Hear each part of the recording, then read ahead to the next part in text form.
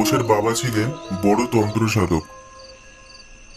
বাবার কাছ থেকে সাধনার কিছু রপ্ত করলেও তাপস এখন সংসারে, কিন্তু রোজগার পাতি তার কিছুই নেই। সংসারে চলে না, বউ চাই, খুব বিরক্ত। একদিন খাবার জোগাড় করতে পারো না, কি করতে বিয়ে করেছিলে? সাধনা হচ্ছে সাধনা। দেখো, আমার তন্ত্র সাধনা নিয়ে কোনো বাজে কথা বলো না। এই যে শোনো, সংসারে বসে না সাধনা হয় না। হয় সংসার করো, নয় জঙ্গলে গিয়ে সাধনা করো, যাও। বেশ, তাই করব। দেখিয়ে দেবো আমার সাধনার দম কত। সংসারের অভাবে স্ত্রীর প্রতি বিরক্ত হয়ে সে ঘর ছাড়ছে। শ্মশানে একটা গাছতলায় উনুন জ্বালিয়ে সে সাধনায় মন দেয়।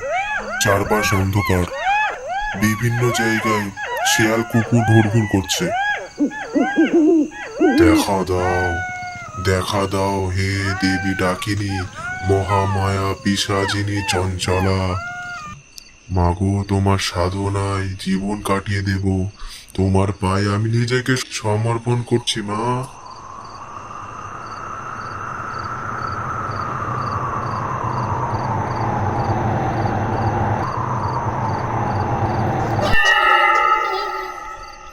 দেখা দাও, দেখা দাও হে দেবী চঞ্চলা, দেখা দাও, দেখা দাও, দেখা দাও, দেখা দাও হে দেবী চঞ্চলা, দেখা দাও, দেখা দাও।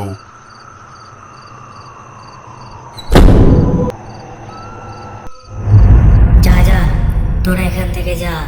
কি চাস তুই? কেন এসেছিস এখানে?